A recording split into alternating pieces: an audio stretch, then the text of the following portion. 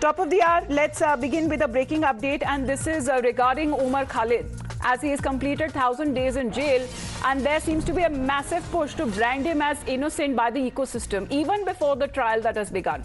The Lutyens lobby that has organized a panel discussions and programs within clear and unambiguous demand to free Umar Khalid, calling it 1,000 days of injustice. Meanwhile, the BJP has been quick to point out that the courts have repeatedly denied bail to Umar Khalid in the Delhi riots conspiracy case, saying that the allegations are prima facie true. They have even lashed out at the ecosystem for giving him a clean sheet even before the courts have left to decide.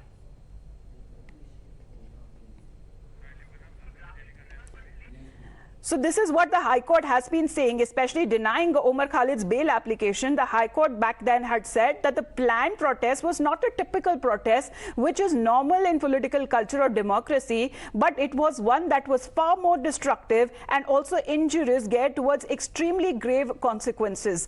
But the ecosystem here seems to be labeling him as already someone who is innocent and has been put behind bars, as he seems to be languishing in jail as he completes 1,000 days behind bars. Even when it comes to this said lobby, we are told that several of those seminars and talks that are being organized to talk about as how far, in a way, Umar Khalid is for all the wrong reasons, as they have been saying that there have been several loopholes in the Delhi police investigation, and despite that he seems to be put behind bars and has been languishing in jail. Now, if you remember, Umar Khalid was arrested back on the 13th of September in 2020, and this had happened on part of the Delhi police's special cell. Umar Khalid, who is currently lodged in judicial custody, and it was back on the 24th of March when the trial court had denied him bail, following which he approached the High Court in April for relief. But thereafter, it is important to note that even the courts in the country, as far as the ecosystem wants to believe,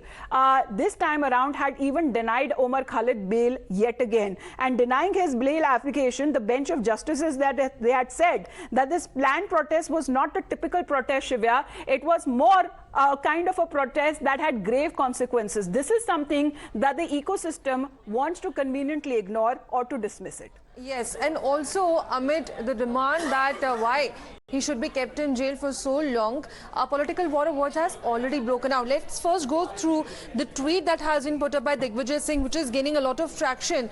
माननीय हमारे न्यायाधीश महोदय, क्या आपके द्वारा किसी भारतीय नागरिक को बिना ट्रायल के इतने दिनों तक जेल में रखना उचित है? जरा सोचिए. So clearly, Congress coming forward and questioning as far as the entire trial process is concerned. But now, in respect to this tweet, BJP has reacted, slamming the Congress party, with Shehzad Poonawalla putting up a tweet. Digvijaya Singh ji, who has questioned armed forces over surgical strike, demanded proof, blamed India for 26/11, peddled bogus Hindu terror theory, wanted 372 be reimposed, has now questioned judiciary again. After batting for Afzal Yaqub, now Congress bats for Umar, who has been denied bail for his role under UAPA, Delhi riots by courts, who have spoken of his role. So clearly, it's BJP versus Congress as far as this another war of words is concerned over Umar Khalid. So the very same ecosystem that has been saying that there have been loopholes in the case and the investigation, and he's been fabricated and falsely put behind bars, today are not ready to in fact accept, as far as the courts after courts that have been denying bail to Umar Khalid. Here is the BJP's response, especially to the Congress leader